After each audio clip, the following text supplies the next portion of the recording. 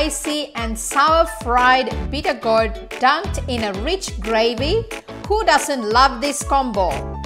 Bitter gourd, or known as karavilla, is not a very popular vegetable in the Western world, but in Sri Lanka or India, we used to make curries and sambals, but it's not everyone's favorite. Until my mom started making this dish and I started loving to eat this dish and to make this dish as well. And let's start frying this now. So I'm heating up the oil now, and I'm going to check the oil is whether it's hot enough. So stick a wooden spoon or a stick just to see that you can see bubbles coming up there, and it is ready now. So we will start frying the bitter gourd. Add it into the hot oil. Don't overcrowd the pan because you need to cook them batch by batch, and you're waiting until it gets darker and crispier, and then we can remove it. Whilst the bitter gourd is frying, we are going to make the curry base for it. In a medium-sized pan, I'm going to add some coconut oil. Let the coconut oil melt for a couple of minutes. Adding these mustard seeds, fenugreek seeds and cumin seeds does add some flavor, and we are just tempering the curry base now. So you can see like it's already started to frying, and it's all like popping up and getting a little bit brownish, and you can get all those aromas coming out. I'm going to add some onions. When we are adding the onions, don't overcook the onions. We don't need caramelization, but we need like soft onions. So when the coconut gravy goes in, it does gives the nice flavor. And I'm going to add some garlic and green chilies, and also we are going to add some chili powder to it as well.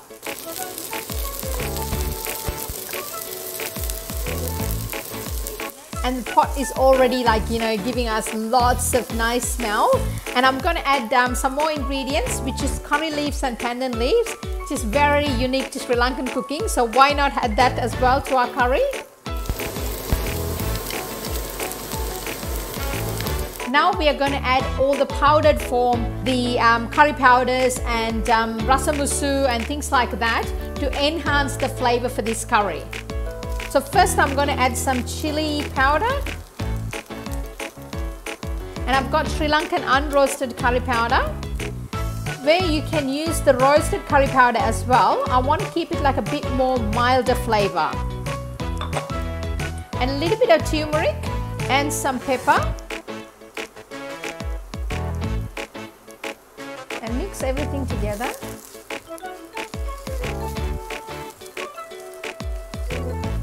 The next ingredient I'm going to add is Maggi rasamusu. It does have different other flavors in it as well to enhance our curry.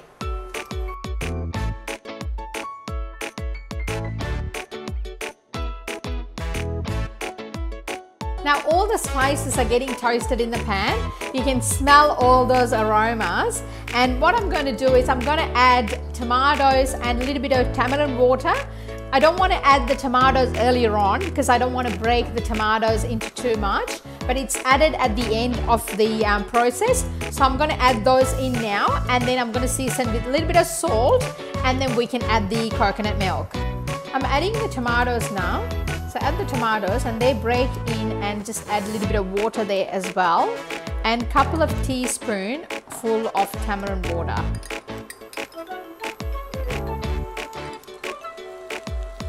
You can hear the sizzling. Okay, so increase the heat now.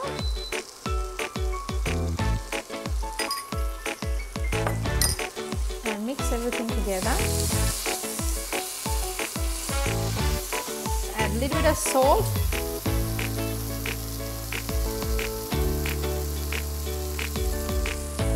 I'm going to put the lid on and leave it in there for about 5 minutes for the tomatoes to break down.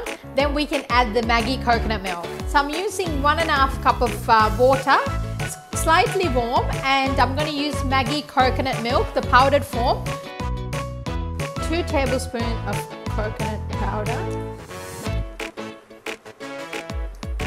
Just add and mix everything together.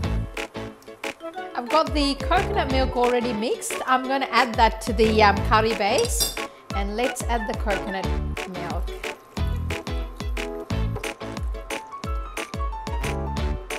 And you can see the nice color forming in there as well. Now you can see the color is brightened up and all those aromas and the flavors intact. Adding that coconut milk, that will bring out the nice creaminess. So just leave it in there for about good 10 minutes to thicken up. So the gravy will really get thicker, and then when you add this bitter gourd or caravilla, gives the nice rich flavor. So the bitter gourd or my caravilla is nearly ready. I'm going to remove it from the pan. Now the curry is bubbling away for about roughly 10 minutes. Let's see what's happening.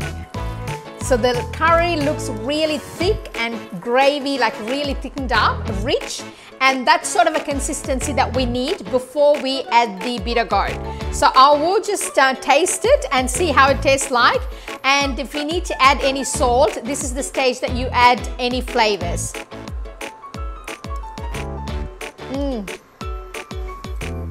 It's really rich, coconutty and sour. That's the flavor that we need. That cuts through the bitterness of the bitter gourd, and I'm going to add that now.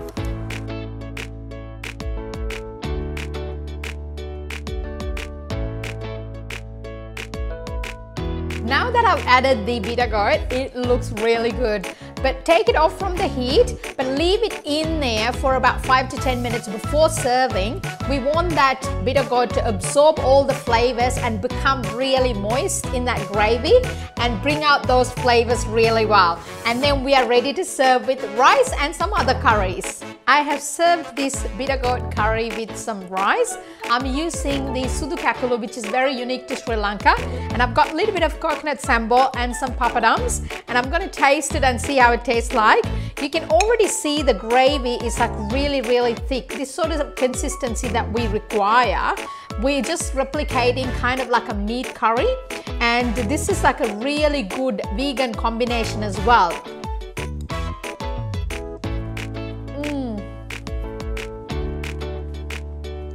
It's so good. It's kind of like gives the sourness from the tamarind and also from the tomatoes and spices as well. It's just a really big flavor bomb in your mouth when you put everything together. And also with the rasa musu and the creamy coconut that I've used from Maggi, it just ties up everything really nice, and it's absolutely beautiful.